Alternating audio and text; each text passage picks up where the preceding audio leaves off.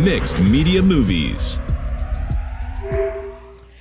And welcome back to Mixed Media. We're doing our live show right now. If you're listening post, we do a live show every Friday at 7 p.m. But I just want to hop into it today because I think this is going to be an interesting show. I'm not going to be talking about a particular piece of artwork. I'm not going to be talking about a particular technique or business stuff directly even. I'm going to be talking about something that created a culture, right? If you're watching, video, you can see the Google logo there as our episode artwork with the devil horns and the whatever, a little dramatic. But today I'm going to be talking about basically the history of freeware. I'm not going to be going super in depth with it or anything like that. It's not going to be like a documentary level or anything, but just sort of talking through some ideas I've had about particularly my generation and Nathan's generation as well, what we grew up with and how that affects our outlook on everything. So I think it'll be at least somewhat interesting. So I guess first question, Nathan, you may know the story, but how was Microsoft founded? Do you know? Well, it sounds like I'm going to say an answer. I was going to be wrong. It sounds like...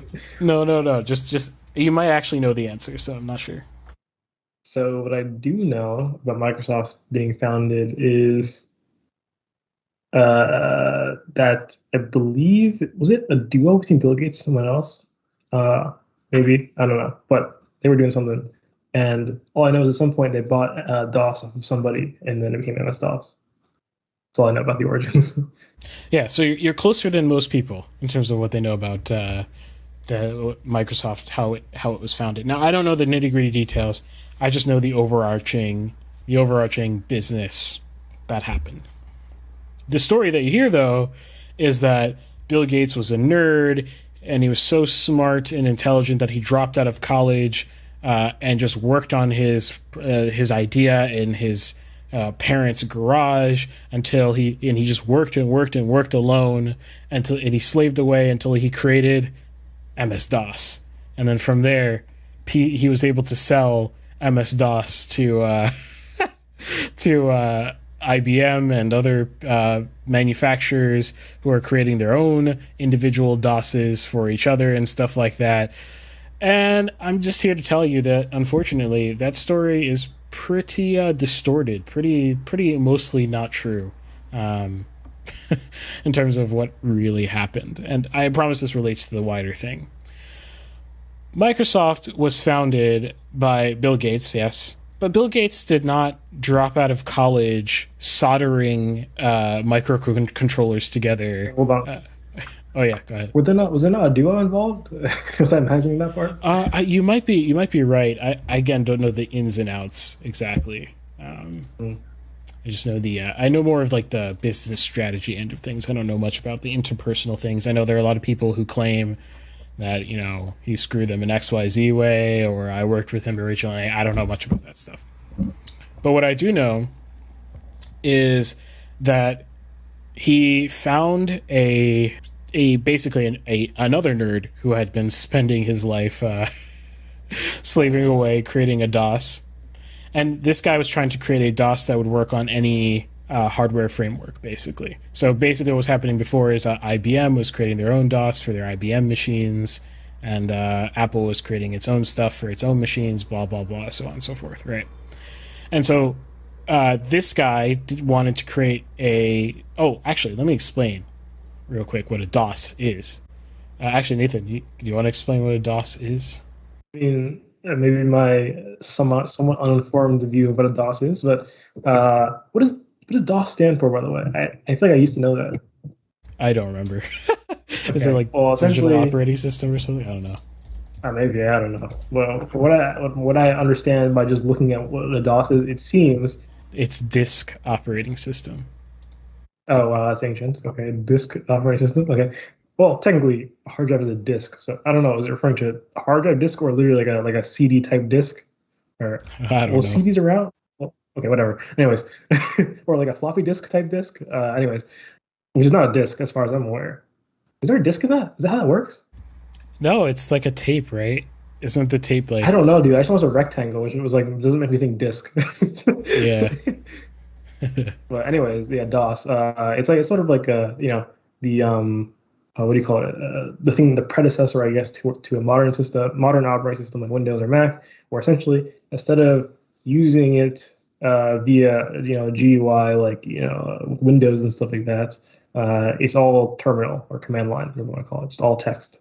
Yeah, exactly. And so yeah, basically you had to like type your commands and then you got whatever program, and the program that you got was not graphical at all. It was some more lines of text that you would interact with in some way. So that's basically, and you could still do this, right? You could still program programs in this way. It But is a the duo, by the way, it seems. say again. Bill Gates. So when you just look at Microsoft, right? As like the Microsoft card or whatever, it says founders Bill Gates and Paul Allen. Oh right, Paul Allen. Yeah, I remember that name. I don't know much about him though. But okay, so Bill Gates goes to this nerd guy and he says, "Wow, you're creating a universal DOS. Amazing. How about I buy it off of you because you'll probably never make money off of it ever in your life." And I can't remember the amount of money that I definitely should have looked up these things. I just didn't have a chance beforehand. But I can't remember how much money he sold his DOS for. I feel like it was something obscene, like $700 or something like that. I can't remember what it was, or maybe it was less than that. But the guy probably felt good at the time because he probably didn't think he was going to make much money off of this DOS until his DOS created Microsoft. And so Bill Gates bought this DOS off of this guy. Then he sold it to IBM. Now, do you know who Bill Gates' mom is? I did not know she was a relevant person. I have no clue. Bill Gates' mom was an executive at IBM. Oh, okay. That is very useful. So a lot of people don't know this because they're like, oh, he just grinded his way up. They just like, he just put the sweat and blood and tears and he just done did it, right? Well, no, he had connects, and his connect got him a contract, a gigantic contract. Oh, she's really getting herself a gigantic contract in some ways, if you understand. And he blossomed from there. He wasn't from a middle class family. His family was pretty well off. Like when we think of garage project, we think of something dank, like yeah, it literally happened in his garage, but like it's a nice garage, like it's a nice house. So it has like, it's not some cramped space with like one car garage. This is like a decent garage. And yeah, just because it's his only place to work on this project before he has an office doesn't make it particularly spectacular when you really think about it. It would be something different if he was soldering microcontrollers, in his garage or something like that, instead of having business meetings, which is more like what it was. So Bill Gates is mostly a businessman, but what I just sort of shattered for you is what you've been told about Bill Gates, and this story is actually remarkably replicatable with other, I guess, tech founders that we learn about in school. You have Mark Zuckerberg, all the original Google founders. Their names escape me right now. They're all Silicon Valley garage products, and it's usually not quite that. It's usually it's not really that. They had connections, they had money, and oftentimes they have access to the bottomless resource of a government contract. So these things aren't as organic as people make them sound. So what am I trying to get at here is I'm trying to get at the fact that a lot of people look at Google, and I'm going to be focusing on Google as an example because we're all familiar with Google tools and stuff like that. But a lot of people look at Google and they say to themselves, this product came out of the blood, sweat, and tears of people, and they deserve the right, because of how much hard work that they put into it, to, I don't know, take advantage of it any which way. All the money that they're able to pour into all their projects comes directly from their profits. And I want to dispel all those things real quick. I'm going to dispel all of these things. Business is has a lot of advantages. One of those advantages is especially if you have connections and you've got resources, you can rack up a lot of debt, right? A lot of humans, like a person can't usually rack up the kind of debt a business can rack up. A business can rack up millions of dollars of debt, right? When it only has thousands of dollars of profit. That's the kind of debt that a business has access to. And so Google did something good, right? So Google created a search engine and it outcompeted everyone else. And that's good, right? It delivered a better service than everyone else in search. And I don't know much about the ins and outs of that particular bit of history. But what I do know is when they sort of became dominant in terms of Google search, they focused on two things. They focused on their ad revenue model, where they were selling spots on their Google search. They've been doing that for 1 billion years, basically. And they're still doing it today. And second, they had this optimization paradigm, both optimizing the site in terms of speed, like how fast Google loads, in terms of results, like how good are the results, how much do the users like the results that they get, and optimizing that. And also optimizing their ad clicks, right? How many people can click on an ad, so they could make their advertising product more marketable to businesses that are trying to reach more people, right? If they can show, they have an increasing amount of people who are clicking on their ads, then they go ahead and make more money by selling that efficient product to a business. All well and good. Now, Google eventually makes tons of money, but more importantly, gets access to both, to all government money, investment money, and large sums of debt. And these are the ingredients that are required to make maybe I'll coin a term right now, a pre-monopoly, right? Where basically you are acting like a monopoly before you've monopolized the market, right? So you have monopoly power without monopoly presence, if that makes sense. The way this happens essentially is you go sicko mode with the amount of investments that you're going to put in. You start using the power that you've gained to lobby politicians, which is, in my opinion, a big red flag and marker for what is eventually, or what is a monopoly, right? Like, you're sort of acting outside of market forces when you are lobbying for government contracts, servers for the government and whatnot, data, all that kind of stuff.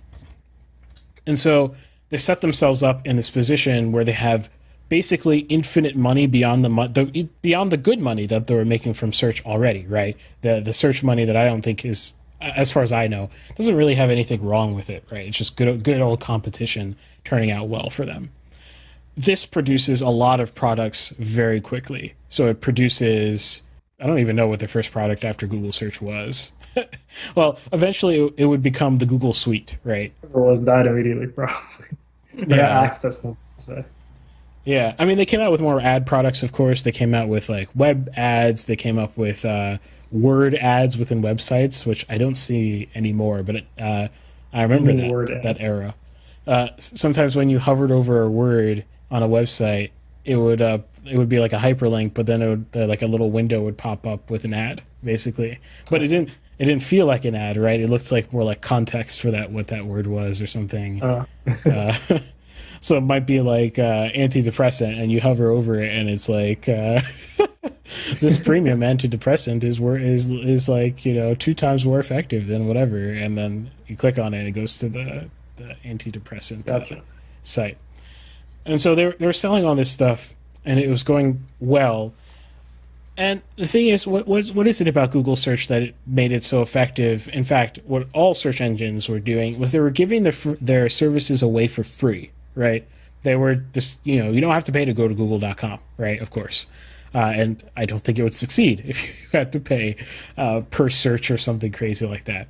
So they have to figure out a way to make money off of servicing the searches, which was the ads. And that's a pretty good business model from that angle.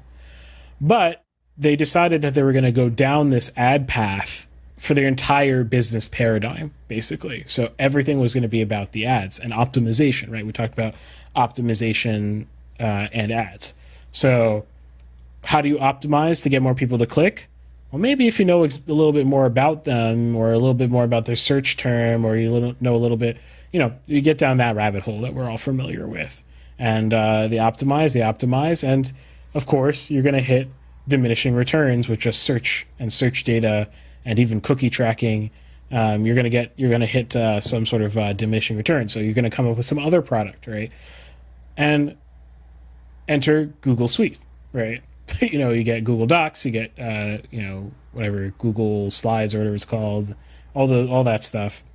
Starts off pretty rudimentary, but the key thing is that it's given away for free, which was unheard of, right? You had to pay for Microsoft Office in order to type out documents, and this is like on the cloud. It like saves all the time or something. Like when this was happening, I was in middle school or maybe elementary school, I can't remember, when this sort of revolution and sort of freeware happened, where Google sort of exploded with just free services that they owned and just gave away.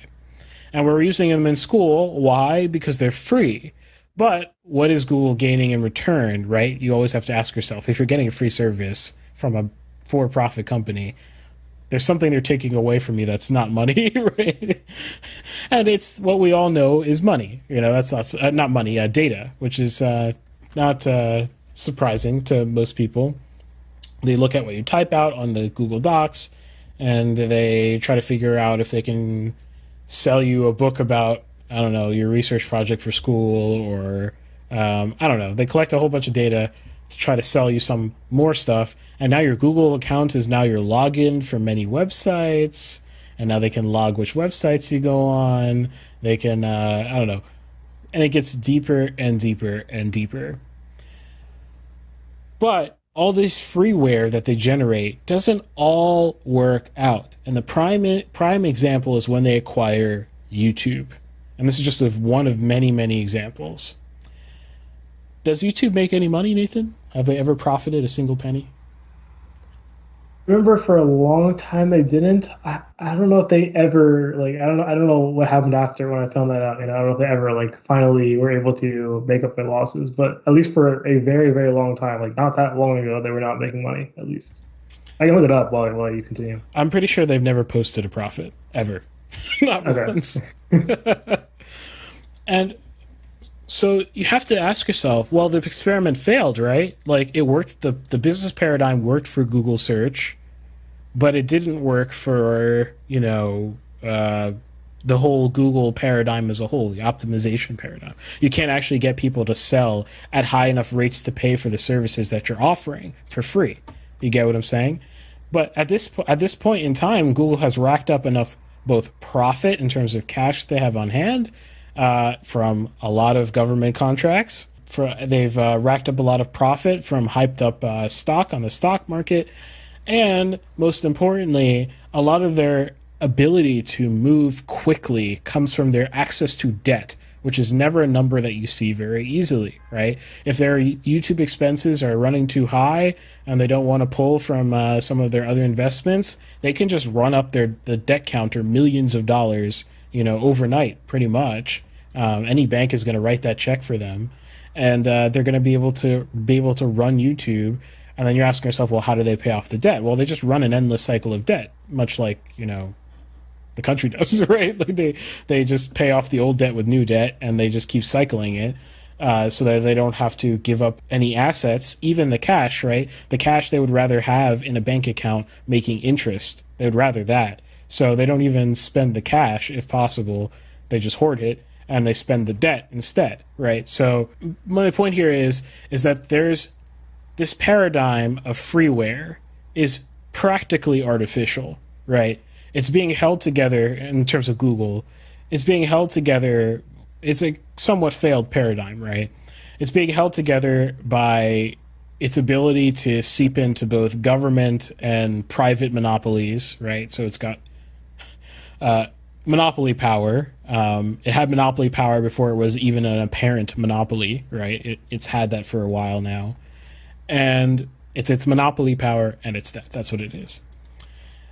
It's basically artificially held together to function this way, but you never pay for it. So what happens to you for this decade of freeware being injected into the market and being held together with duct tape and glue, right? What happens to you?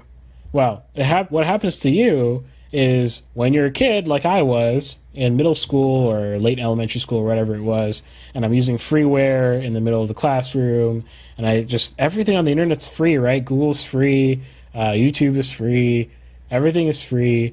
Normally kids have to buy things, right? Like, and that's a big bottleneck. You have to, in order to enjoy something, you have to ask your parents, and you have to convince them that whatever they're going to buy you is worth money, and that you were going to abuse it or whatever. You have to go through your parents, right?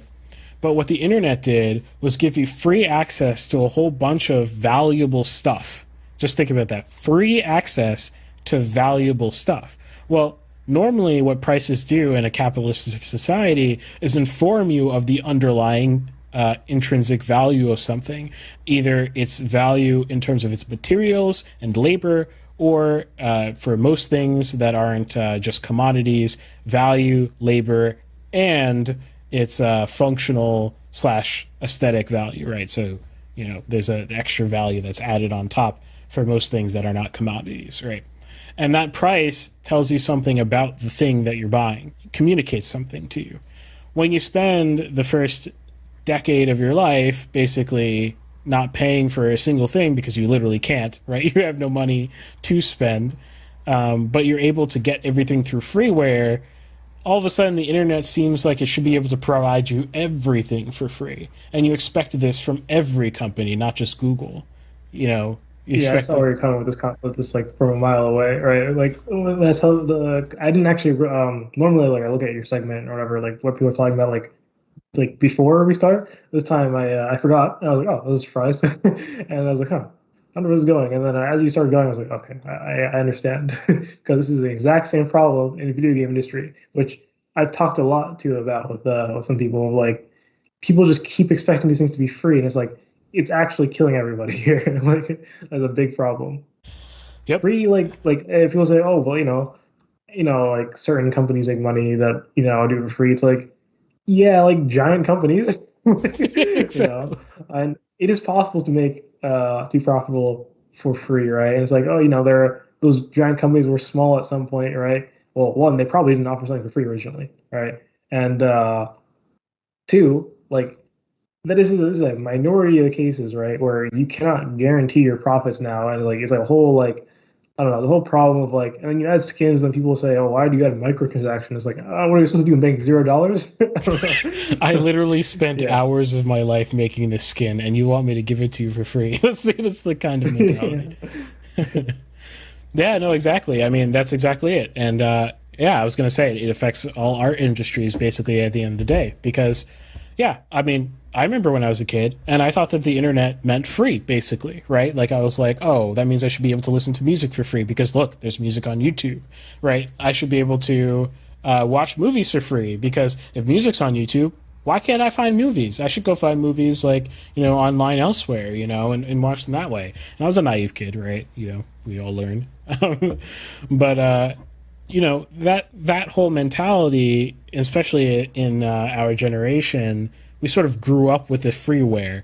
What's interesting, though, and this is transitioning to, I think, the hopeful / cautionary tale going forward, is that a lot of people my age, they're, especially artists, they realize just how little people value what they do.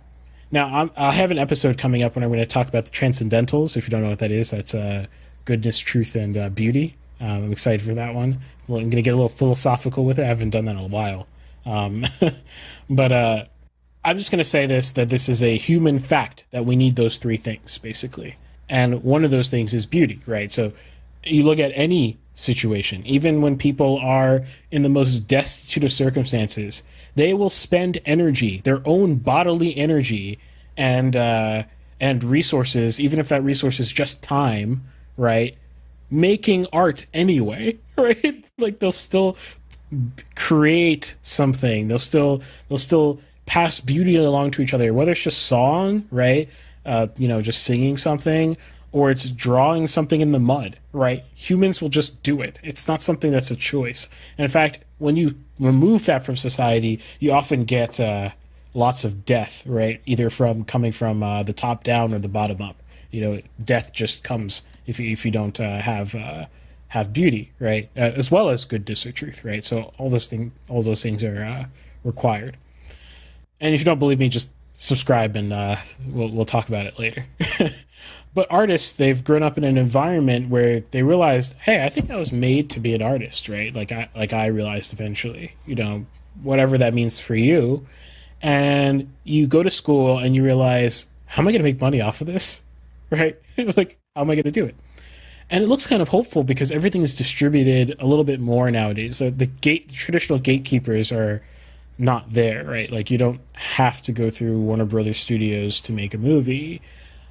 However, no one wants to pay for a movie either. So, and that has come out of the mentality, again, of freeware. Why don't you just give it to me for free? You want me to give to you a year of labor for my short film? Yes. It's a little bit puzzling. So what do people have to do? They have to try to emulate the Googles in the culture that they crafted, right? So what do? Is they do the exact same model. They'll create an Instagram account and try to become a filmmaker. By the way, this is a strategy that I do even, right? Because there's just basically no choice in the current market, especially for small. You create an Instagram account, you start posting about your film, and then you use that following that you're hopefully creating to both get people to watch your film and care about it independently, hopefully, of just their pure bias for you. Hopefully it's not that makes them like the film. And then you try to make money off of advertising, right? The same thing. You try to get a sponsor from wherever because you have X amount of followers and expose your audience to that thing. Hopefully you can have a niche enough audience, right, that you can provide a niche product with that audience. In fact, that has become part of the business model of Google. Or like if you think about YouTube and how they encourage you to do content, or if you think about even Facebook Meta, and how they encourage you to run your Instagrams these days. They want you to follow their model because that drives business commerce on their platform, and they want to own all that commerce. Basically, they want to make sure that commerce stays on their platform, that you don't independently go off and do something else on your own. So that's where we're at, and that's where I'm sort of getting these ideas in terms of how we got here. But where are we going, right? So there's a few interesting things. One, there's NFTs, which we talked about in episode number 2, but it's revitalizing this. I think it was number 2 or number 3. I don't know. It was a very early episode, probably poorly produced. I would say check it out, but at your own peril. But the thing about where we're going with NFTs is interesting because it's inspiring this revitalization of the idea of owning something when it comes to art. And I just looking at how people talk about it, both the artists and the buyers, how they talk about things, they're like, oh, there's value that's just separate from just the labor and materials here that I want to pay for, right? It's not just how much time did it take you to make this. It's that you made it and I like it. And how much I like it in relation to how much of my life's resource, money, I'm going to give to you for it. There is some relationship there, and we're sort of rediscovering it with NFTs. It's super exciting, super exciting. But, and here's the genius transition I came up with before my next topic for the next time I do my topic segment, which will be 3 weeks from now. These companies don't like that. They don't like it at all. They don't like it so much that they'll take a decentralized concept like NFTs and the Metaverse that they want to own that marketplace and Metaverse. And we all know what Facebook just became recently, right? They became Meta, which is that the term metaverse was older than Facebook. In fact, people sued Facebook over the word metaverse, although those lawsuits are kind of ridiculous. They were never going to win them. But, the term sort of pre-existed Facebook. But think about it real quick. The crypto space can make a metaverse on its own with decentralized applications. You can just straight up, it's just kind of a natural thing that would occur from crypto. Crypto is sort of a digitalization of ownership. And when you start to digitalize ownership, you start to realize that you could own things like almost entirely virtually. You yourself could be virtual and have a bed. You know what I mean? Like it gets that weird, when you think about. By the way, I don't endorse this at all. I don't think it's a good idea for us to go culturally to the Matrix. But I'll talk about in the next episode. But that doesn't mean it's all bad either. Everything is good with moderation. The warning here. So the good news is that we have NFTs and it's changing the conversation, changing the culture, especially in my generation. It's like we're rediscovering something new, right? Like, oh, value, But the other thing that we have to be careful of is that these things, these monopolies, they bite back, right? They don't want that. If you cut them out, they're going to start using their monopoly power, which they've gained, so far unchecked, to try to crush the space or own the space or convince you to own the space or to let them own the space, which is what Facebook is in the process of doing.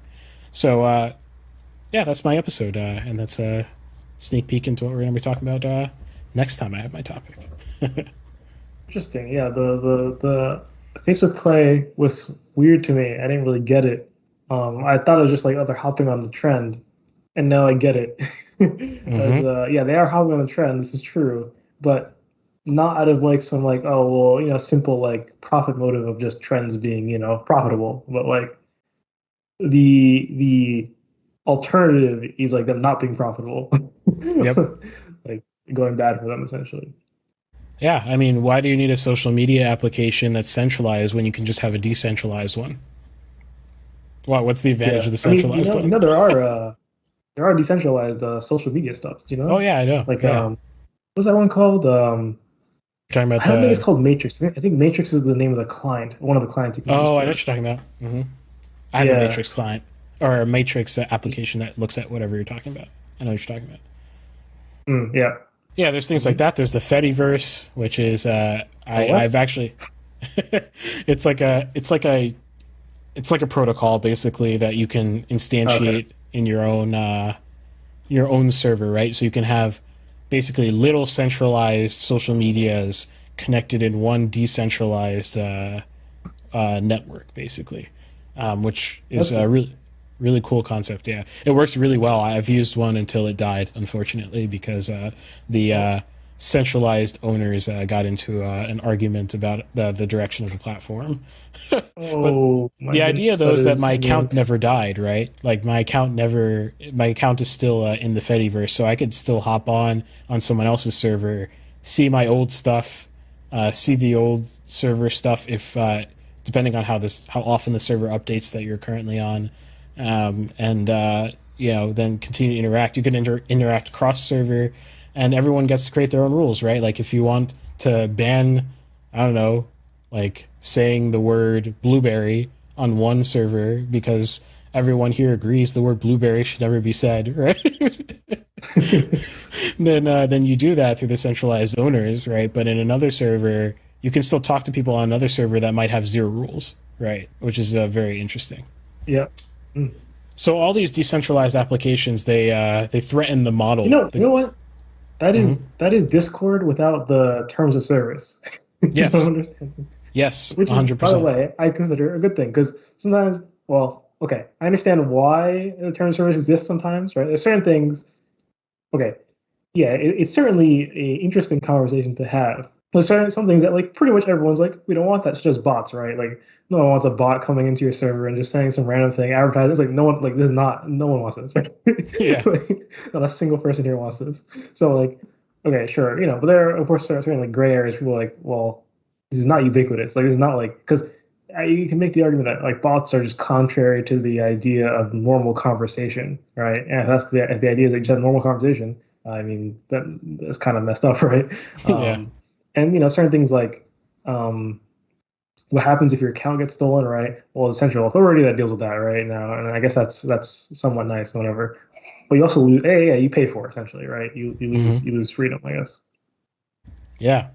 And different Fediverses can even have different business models, right? Some of them could just run non-for-profit, basically, and some of them can have like a thing where like every time you post, there's like a tip jar, and then like the tip jar can like they can implement the protocol in such flexible ways, that they can create their own iterations without like if you the threat of deplatforming for any of the individual accounts, basically, which is pretty crazy. If you're following someone, it doesn't matter where you are, if the server dies or anything. If you're following someone, you will never lose your followers, right? Or you'll never lose that person, right? You'll still be able to see them post. They'll just move to a different host to post, if that makes sense. So that's a threat. That's a threat to the centralized model that is required to get everything going in the sort of freeware model. That honestly, there's a lot more nefarious stuff going on with that I'm not going to get into. But it's not just money that is being gained here. There's a lot of essentially, there's something called the problem of power, which people don't account for usually when they talk about market dynamics. The problem of power is very parasitic in terms of free markets, basically. And so there's a lot of problem of power happening with these gigantic companies, and so they would bleed as long as they don't lose power, because the power ensures their existence indefinitely. So that's not free market anymore, right? That's something else. Something else that's not good. So yeah, that's basically my episode. Cool. So thank you so much for hanging out with us for this episode. If you would please give us a like and share with your friends if you enjoyed this. This is kind of an interesting topic. I would love to hear your thoughts, and to share your thoughts, you can head over to our Discord. Go to mixedmediapodcast.com for all links, or visit the description below to see links to pretty much everything that we have. Our Discord, we are on all week. It's free. It's fun. It's fair. all the things. But especially if you want your work reviewed, we do excellent reviews. You can check them out in our playlists on YouTube. We do excellent reviews of other people's work. And finally, if you didn't know, we're on Rumble. I don't think I mentioned that in a long time. So go to Rumble, search Mixed Media Podcast. You'll find us immediately. And you can go follow us there, where the big Google monster can't eat us. So I have a question. Yeah. Did you remove the deal? I did remove the deal. Oh, I finally remembered. Oh, no. Yeah, it's over. What did I say? I would eventually remember. Eventually, would have been like fined for like having like a one of those permanent deal things. Yeah, exactly. The funny thing was, producer wife reminded me, I think yesterday, and then she did it for me because I keep putting it off. So yeah, you could have checked on it at any given point. You could have snuck in there, got the $3 a month. But hey, we've got bills to pay over here, so $5 a month it is. And also, like, I say that tongue in cheek. I really appreciate any support you give. We just like doing this, and we would like more people to hear it more than anything else, honestly. I have big plans for expansion of my own stuff, which hopefully bleeds over to here. I'm excited for that. I know Nathan has some plans too. I know Ben has some plans too. So we'll see how they go. So have a great week. See you next week. All right, see you.